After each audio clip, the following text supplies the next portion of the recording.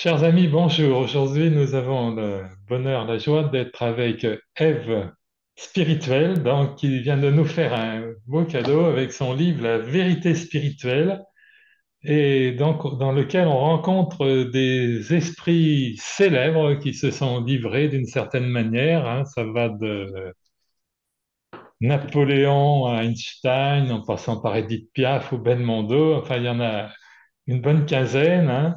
D'ailleurs, à ce sujet, cher Ève, vous avez dû faire plaisir à Platon, parce que Platon, il intervient dans votre livre, et Platon disait, passer une vie sans se questionner, c'est oublier ce que votre âme est venue chercher, c'est une vie équivaut à jouer un match sur le banc d'essai. Donc, vous avez dû lui faire très plaisir, parce que votre livre contient 260 questions en dehors des Oui, messages de ces célébrités. tout à fait. J'ai aimé philosopher aussi à ma manière, en dehors de l'exemple qu'il peut représenter dans beaucoup d'esprits, effectivement, français et de ce monde. Oui, tout à fait. Voilà. J'espère, en tout cas. Alors, ce livre, donc tout votre travail, il est basé sur, en fin de compte, des contacts avec l'au-delà, hein. Oui, Peut-être effectivement. aussi avec le filtre de vos connaissances, de vos croyances, tout ça s'en mêle. Enfin, donc, ce qui fait que c'est quand même un projet audacieux, puisque d'une certaine manière, vous répondez dans ces 260 questions à- à beaucoup de choses, à toutes les interrogations qu'on peut avoir, hein. Ça peut vous parler d'âmes jumelles, de plein de choses, du monde astral. Enfin, il y a- donc c'est d'une richesse, de très très grande richesse avec ces 260 questions. Et puis vous parlez, enfin, tout ça, on retrouve aussi la richesse de votre parcours qui n'a pas forcément toujours été simple. Aujourd'hui, on est très heureux de vous voir avec ce beau sourire, mais que vous racontez que votre parcours a été marqué par la désespérance, qu'il y a eu beaucoup de luttes, hein. C'est pour ça qu'aujourd'hui, vous vous donnez comme mission d'aider les autres, tout ça. Mais alors, Certainement. vous dites, l'éveil spirituel, vous posez cette question, l'éveil spirituel doit-il être soumis à l'épreuve pour réussir?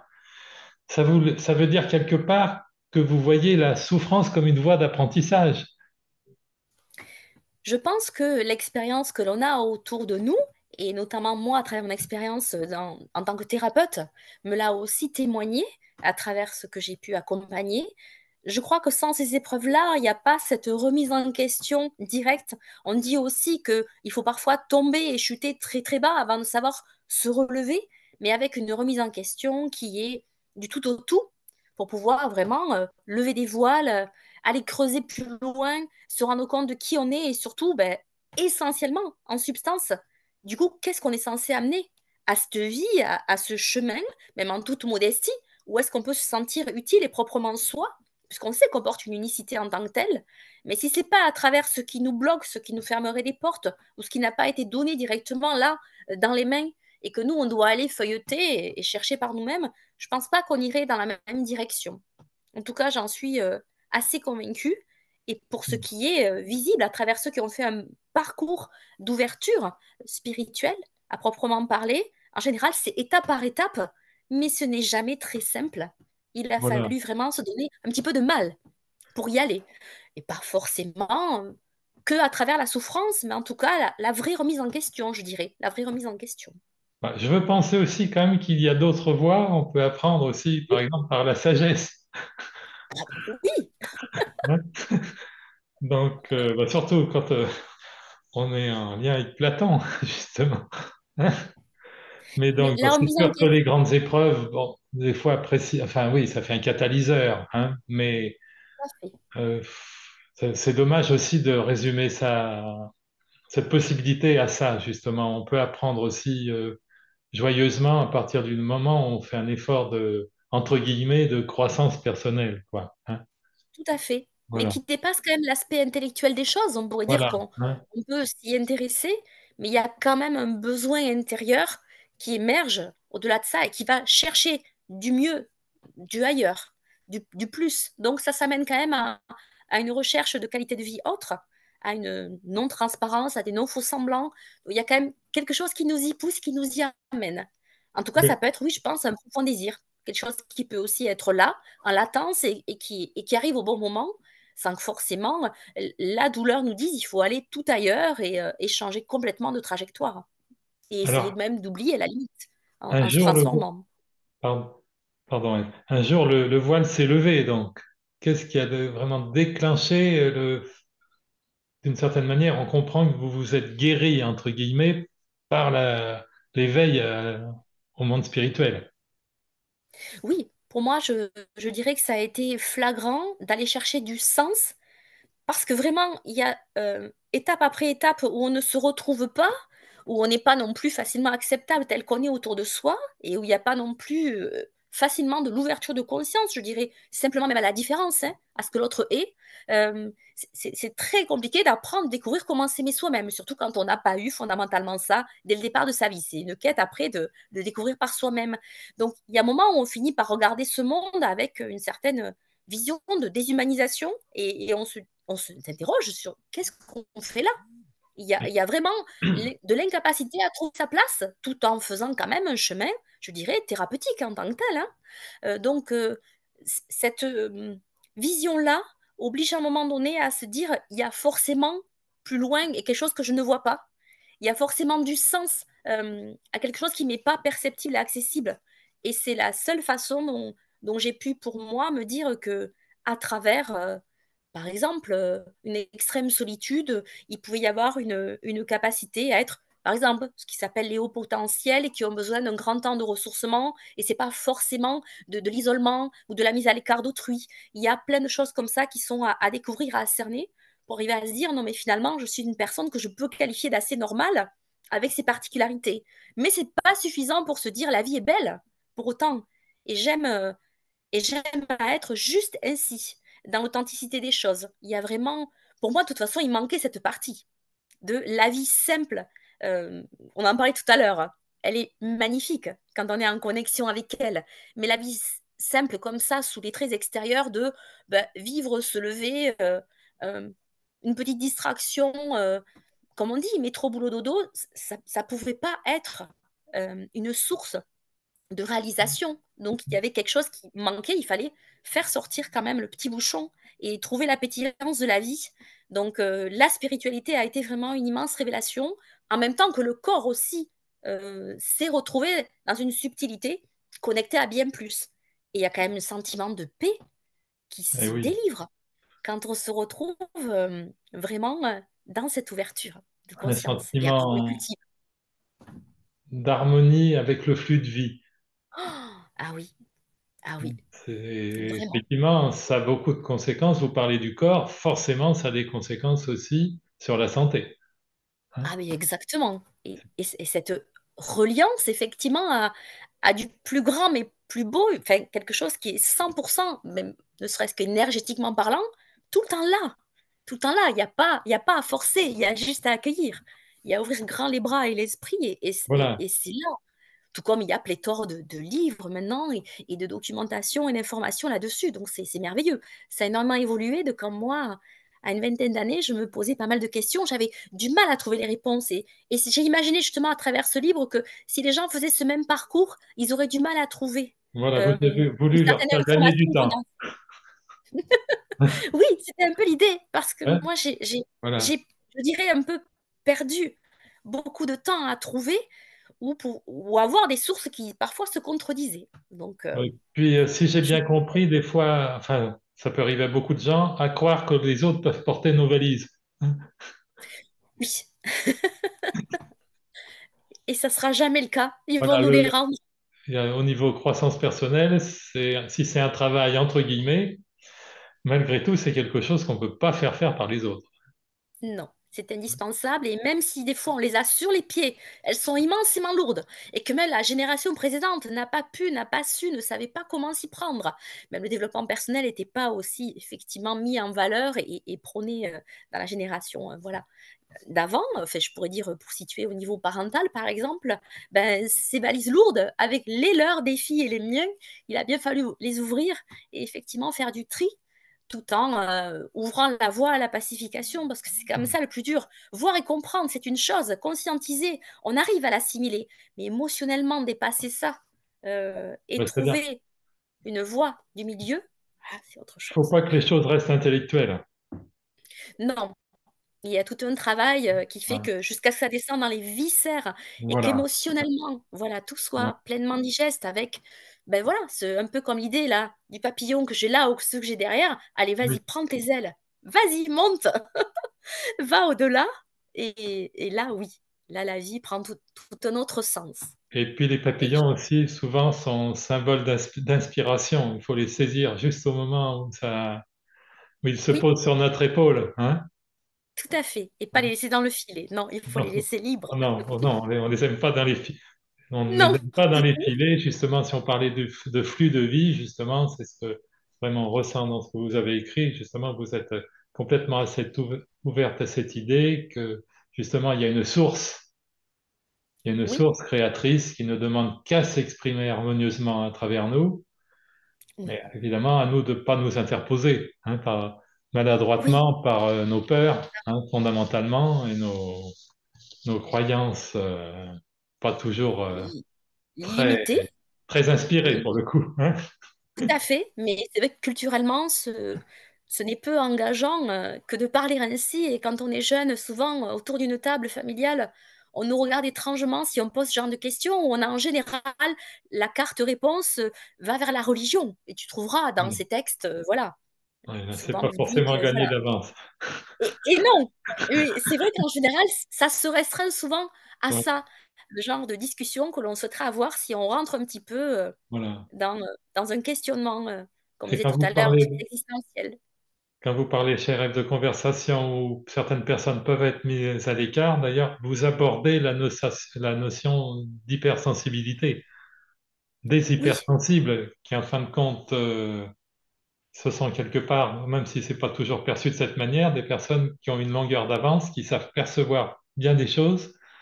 Et notre monde en a peut-être pas mal besoin aujourd'hui de personnes hypersensibles. Hein? oui. Et c'est vrai que le regard a bien changé depuis maintenant, je dirais, une vraie quinzaine d'années.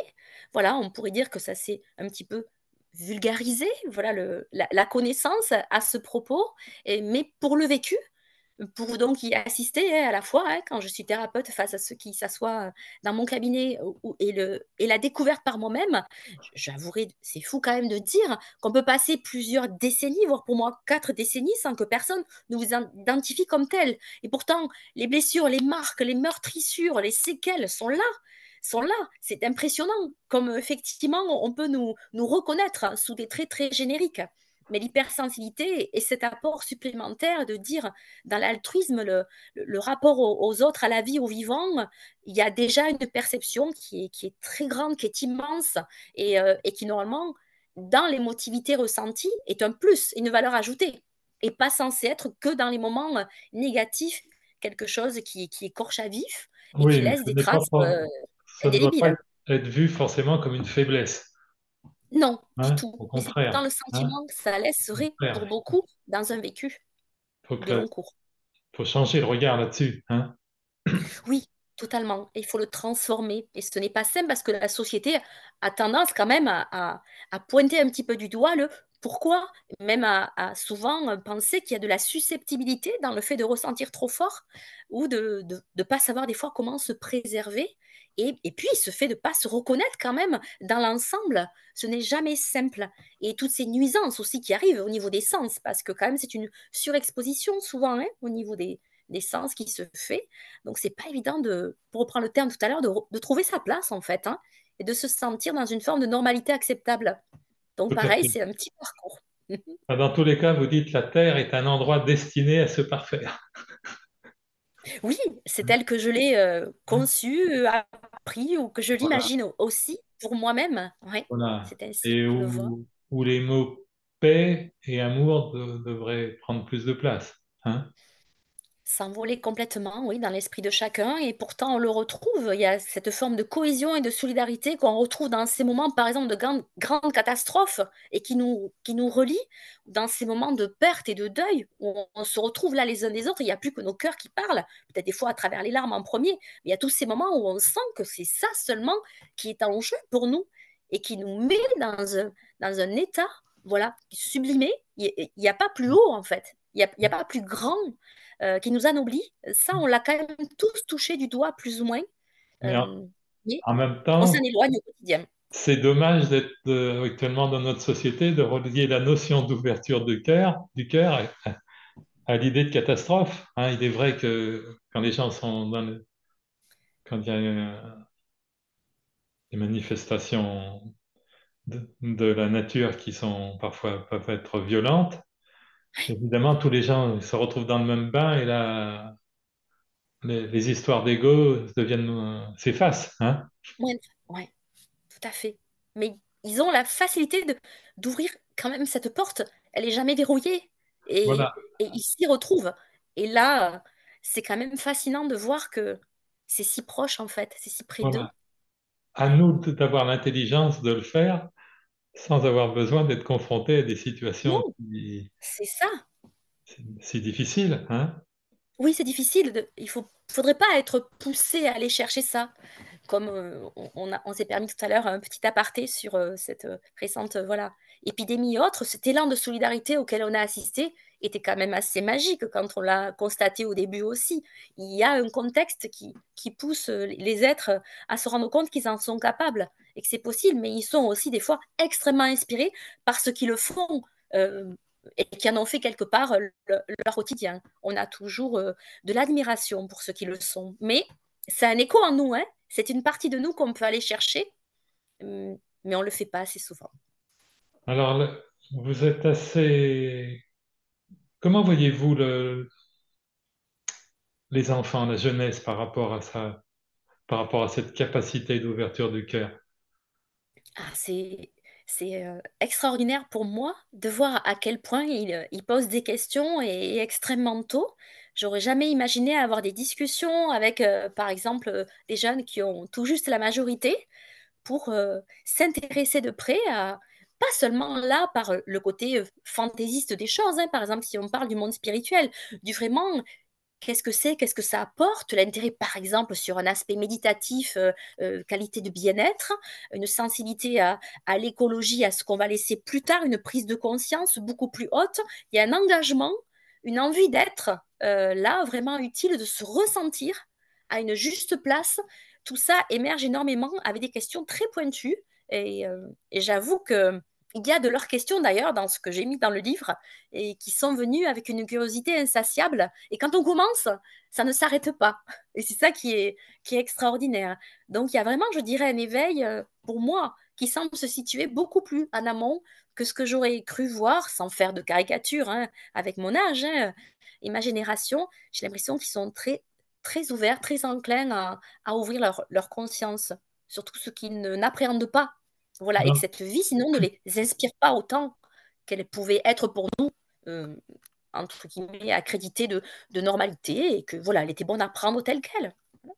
Dans la relation à la nature, c'est déjà certain qu'il y a une grande différence. Oui, Hein. ah oui, tout à fait. Une Et heureuse, ils ont en une heureuse différence. Hein.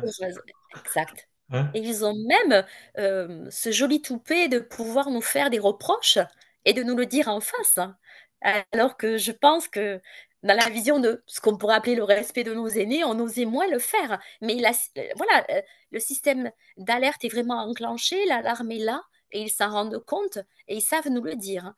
Donc ils essayent de prendre les choses à bras le corps, et on les voit savoir manifester, dire et prendre des positions qui sont même des fois très radicales. Et je l'ai vécu d'ailleurs dans mon propre foyer. Parfois, je m'en suis étonnée, en disant, mais oui, ils ont raison en fait. Mais c'est maintenant, ça suffit. On arrête. Et voilà, il n'y a plus à se dire, on fait à peu près ou entre deux. Et voilà. Par exemple, ne serait-ce que le plastique, on a des équivalents. Pourquoi c'est encore dans la maison? Plus en entendre parler. Absolument. Stop. Et c'est Et, vrai. Il ne faut pas et laisser vous, les habitudes prolonger vous, cela. vous parlez aussi des animaux. Hein. Ils ont un rôle Oui. spirituel également.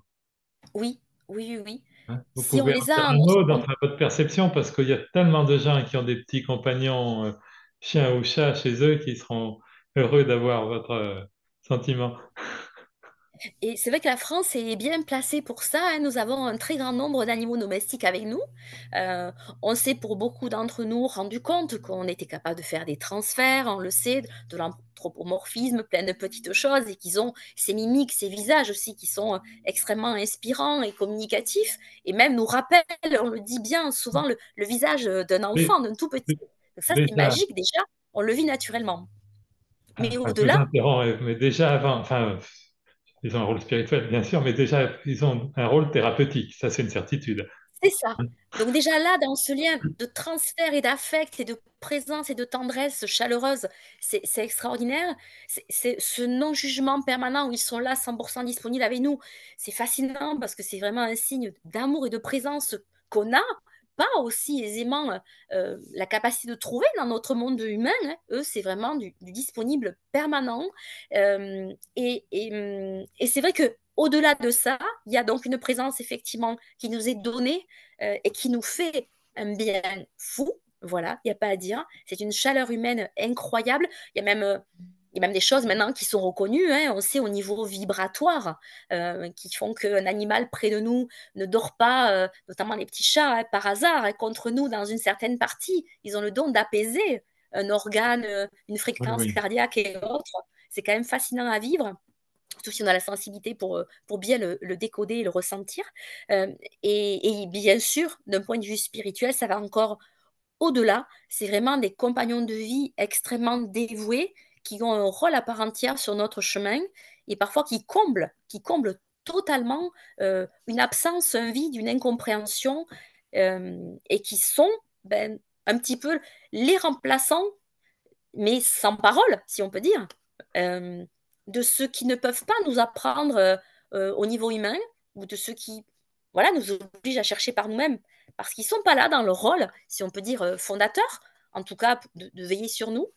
Ces animaux le font extrêmement bien. Et c'est vrai que je me souviens d'une fois où j'attendais avec ma voiture à un feu, et je vois ce SDF qui est un peu dans un état second, avec ce chien mais merveilleux, qui avait les petites oreilles comme ça baissées, qui le regardait et il lui parlait. Bien sûr, c'était son seul animal et sa seule présence.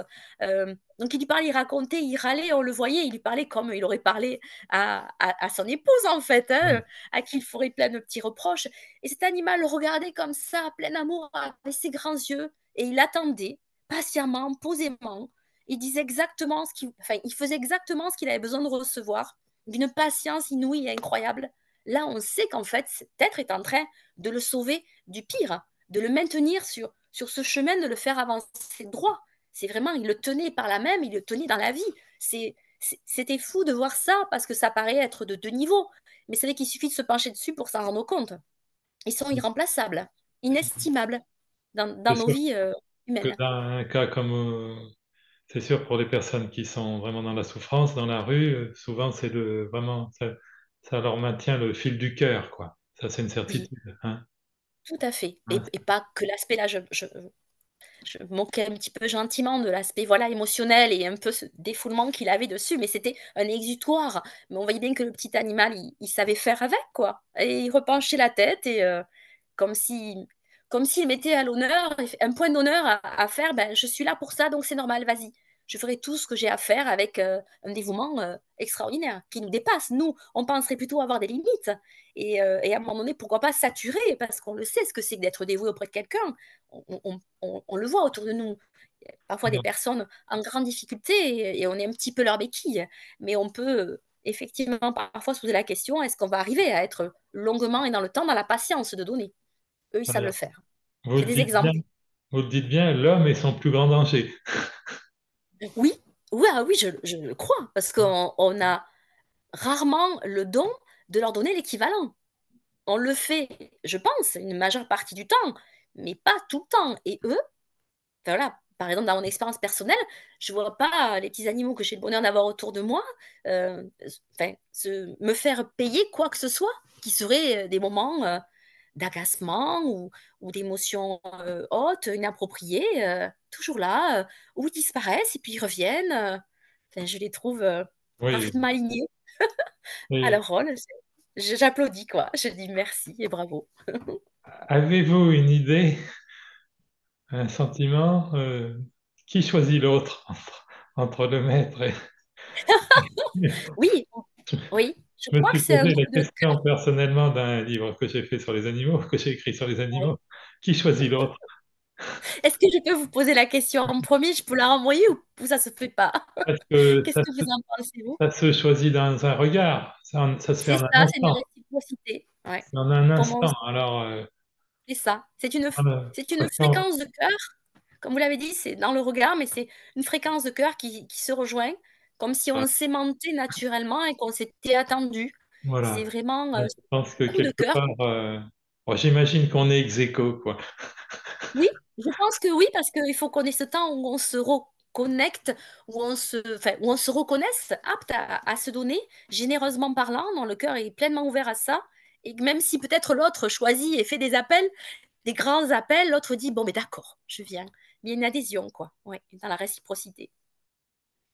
Alors, vous parlez aussi, à un moment, vous évoquez la notion d'autres univers. Alors là, ça laisse. Ça laisse Que pantois. pouvez-nous. Oui, là, je vous laisse le champ libre.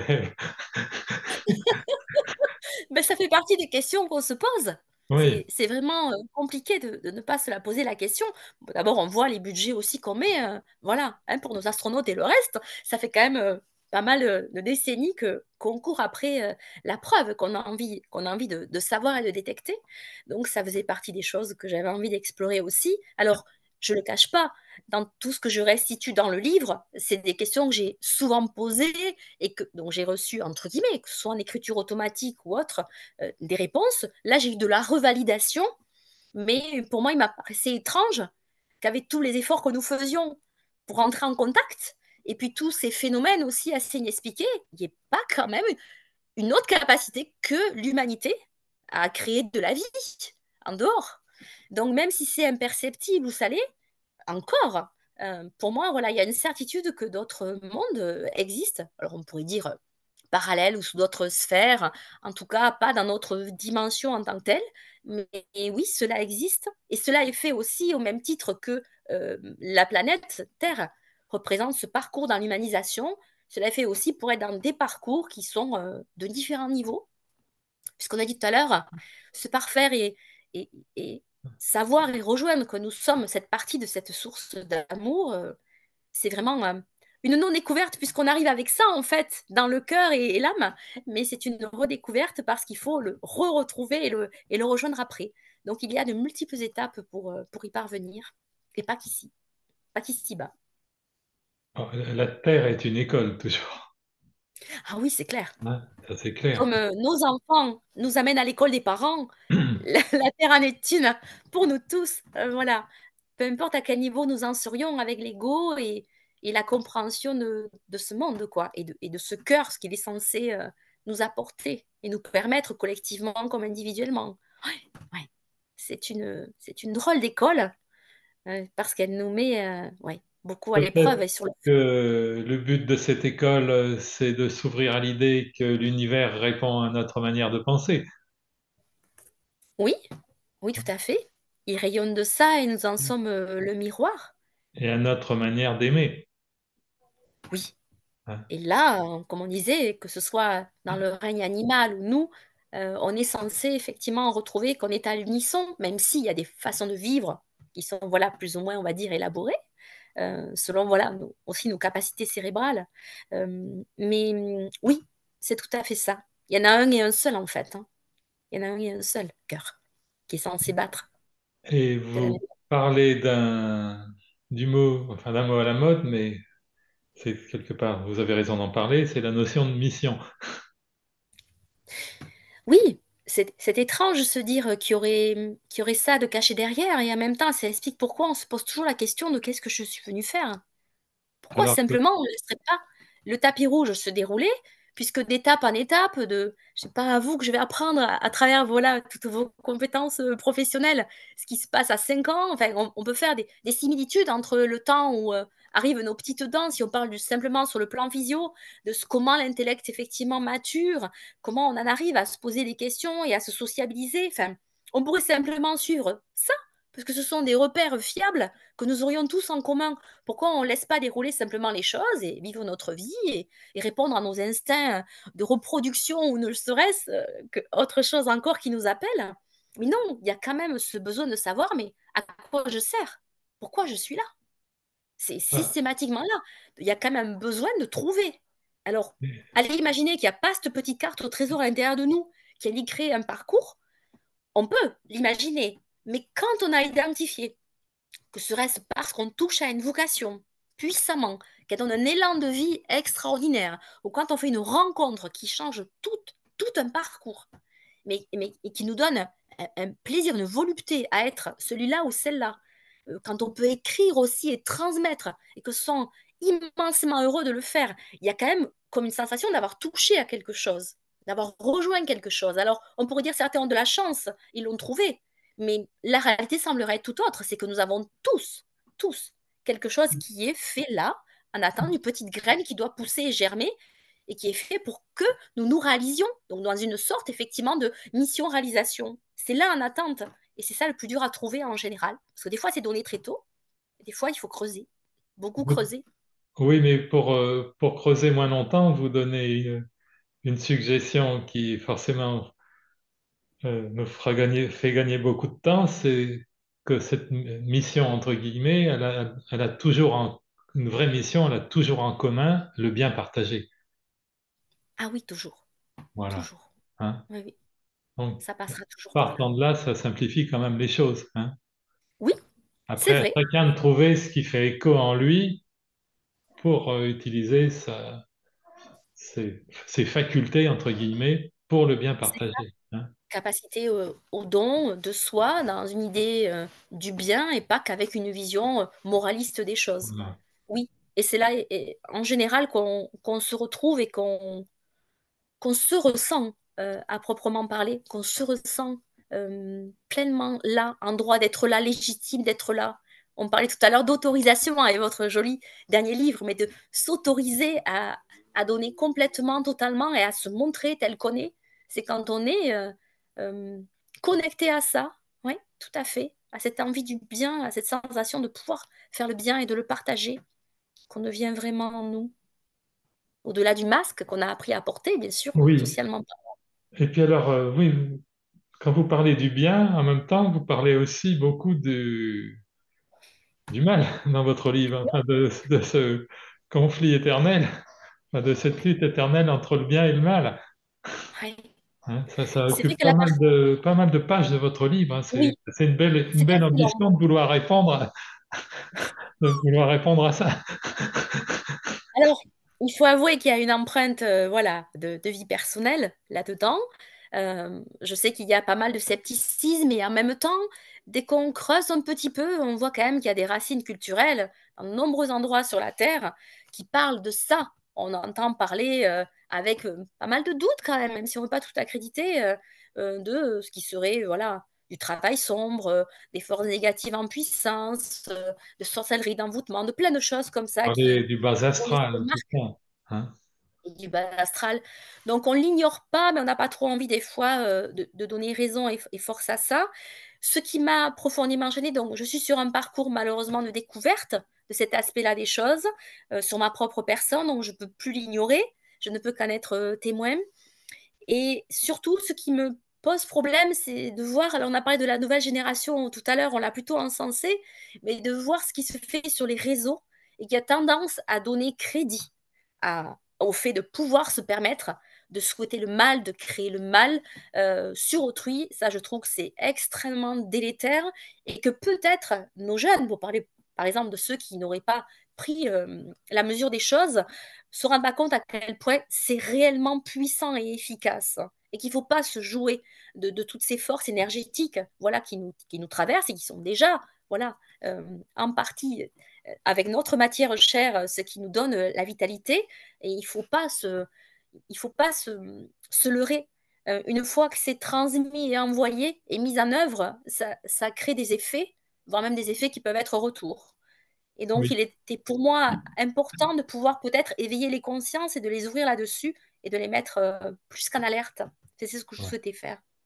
Tout commence toujours par une impulsion d'énergie, donc il faut être bien prudent, hein, parce qu'après, il y a une énergie d'une certaine nature amène une réponse énergétique équivalente. Donc, il est Tout certain à qu'on fait. voit beaucoup de gens qui jouent avec le feu, quoi. Tout à fait. Et d'autres qui n'hésitent pas à se mettre en danger sans le savoir à travers ça. Mais aussi, il y a toutes ces problématiques de blessures et de souffrances qui font que quand l'ego n'a pas appris à se rendre tout petit à sa place d'humilité pour comprendre quelle serait la leçon, qu'est-ce qu'il serait censé en faire, et pas rester là figé avec bon, mais très bien, j'ai reçu, comment je vais rendre?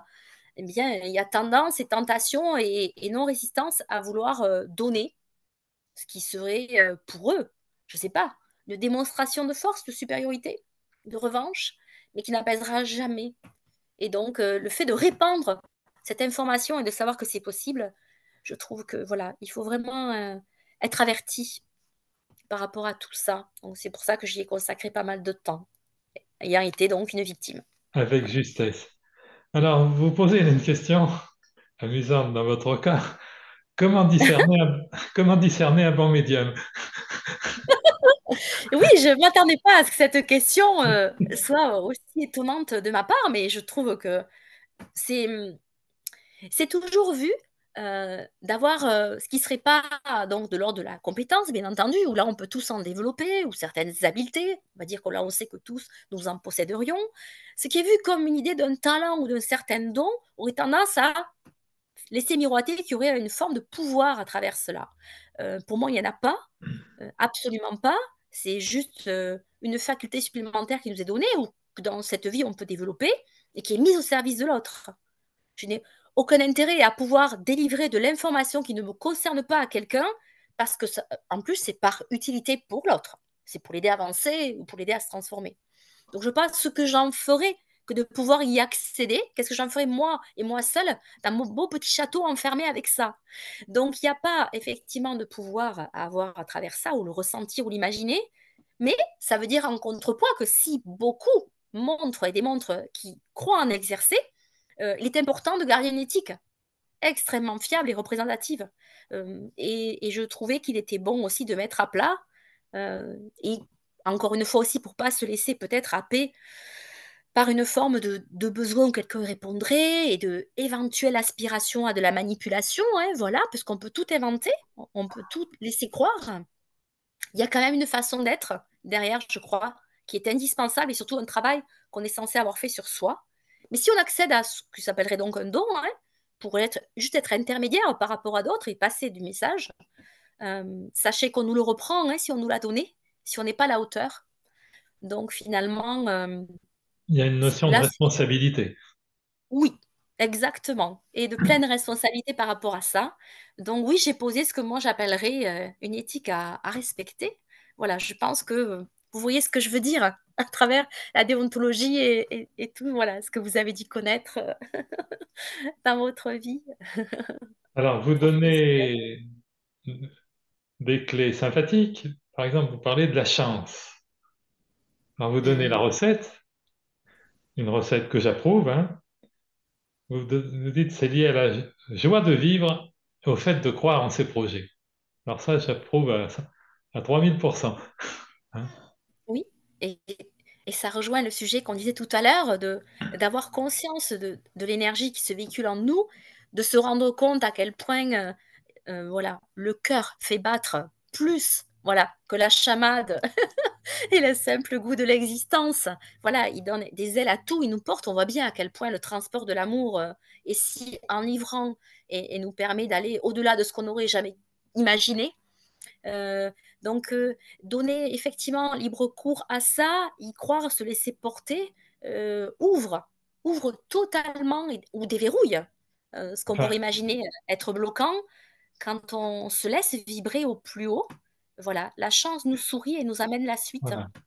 Il, il à, est, à ça. fa- il est facile, je vous interromps, mais, cher Ève, mais il est facile d'observer qu'une personne qui croit en elle, eh bien, l'univers se met à croire en elle. Ça donne cette impression. Hein. Oui, tout à fait. J'ai aussi pour conviction que le destin, quand on va dans le bon sens, quand on ose y croire, en tout cas, croire profondément à quelque chose, si c'est installé, c'est comme j'ai dit tout à l'heure, c'est comme si on rejoignait quand même ce qui était censé germer en nous. Sinon, on ne pourrait pas le poursuivre, je pense, aussi longtemps. Et aller effectivement dans ce rêve très très haut, très très fort, voilà, véhicule cette force d'attractivité, traction, et auquel il faut donner suite le plus longtemps possible sans l'interrompre, puisqu'effectivement, c'est sans fin et c'est vertueux. À la base, il y a Donc toujours un changement d'état d'esprit. oui, ah oui, complètement. Comme de s'écarter de ce qui, nous-mêmes déjà au premier degré, émotionnellement nous entrave, nous leste et nous peine gravement. C'est un choix de basculer, de le voir autrement, de se donner la chance et l'autorisation de vivre. Tout de suite après ou rapidement après, autre chose, une suite, sans s'accrocher les boulets aux pieds du passé ou des peurs, etc. Donc oui, c'est une question d'état d'esprit. Oui, en arrière-fond de votre livre, il y a toujours cette idée, donc justement, de prendre sa liberté. Oui, oui, oui. Et d'autant de se découvrir parce que c'est un chemin intérieur Voilà. et une connexion vers du plus haut, mais qui nous porte tellement à faire le bien. Euh, mais c'est devenir effectivement libre, euh, de, se- de ressentir par intuition aussi, d'oser se faire confiance, comme du coup, bien entendu, hein, c'est nous et puis nous et les autres. Donc ça va de pair avec la confiance qu'on ouvre aussi vers les projets et vers d'autres alliances, d'autres personnes. Et ça va avec, oui, la liberté à être et à penser. Et oui, dans état d'esprit tout à l'heure, il y avait le mot esprit, donc c'est bien, c'est un joli clin d'œil. Et Esprit confiance libre. dans notre relation, pour le coup, au grand esprit, entre guillemets. Cette Oui, force créatrice qui anime l'univers, quoi. Hein, cette oui, force qui fait pousser le brin d'herbe, quelque part, c'est la relation la plus importante de notre vie, quoi. oui. Et il est quand même, Ouvert au flux de vie, être ouvert. oui, Hein. il est quand même exceptionnel de se rendre compte comment l'harmonie, même si, par exemple, on parlait d'écologie tout à l'heure, on a tendance un petit peu à la saccager, mais l'harmonie fonctionne, les choses semblent être complètement à leur place et tout se mêle. Fait, c'est d'une recette incroyable. Ou même, pensons au corps humain et à son fonctionnement propre. C'est proprement magique. Comment on aurait pu inventer ça? C'est fascinant. Le créateur, la source de tout ça, ouais, enfin, c'est chapeau bas en fait, hein. Il faut ouvrir les yeux et s'en rendre compte Complètement. et Et, l'accueillir à notre niveau. et quand vous parlez du corps humain, si on parle de guérison, il est évident que là aussi, la pensée a un effet énorme. Toutes les personnes qui ont été guéries de maladies dites incurables, peu importe les méthodes qui ont été employées, des fois, il peut y en avoir certaines même qui peuvent être farfelues. Oui, comme le rire. Et au Oui, départ, il y a eu un changement d'état d'esprit, le fait que la personne ait accepté l'idée de guérir ah oui, déclenche un processus d'auto-guérison. totalement. Une bascule complète avec ce droit à se donner à soi-même que c'est possible et ça passe par nous. Oui, cette ouverture à ce champ du possible, mais positif en Voilà. soi, Voilà. ce goût de la vie qui fait rentrer, voilà, et sonner et chanter cette chanson, voilà, du bonheur de vivre de nouveau et de se rétablir, enclenche ça. C'est inévitable, ça fait boule de neige, c'est extraordinaire, on le retrouve systématiquement dans les Voilà. personnes qui osent y penser. Mais une pensée qui est claire, limpide et sans faille, mais un peu comme on dirait la foi, quand on déclenche la confiance Voilà. la plus Mais haute, il y a un c'est moment la de foi. bascule.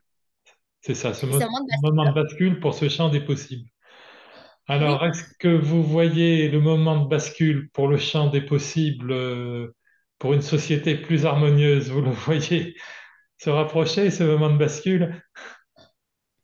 je vois en fait que tout est fait pour cela, en tout cas, qu'il y a de plus en plus, comme on disait, d'être éveillés et de plus en plus jeunes, que l'on constate aussi, donc, il y a ces personnes en dehors par exemple, de l'aspect hypersensible, qui fait qu'on est beaucoup plus concerné et impliqué en général, ou en tout cas vers des causes, engagé vers des causes, ou le bien, quoi, ou le bien ou le bien-être d'autrui.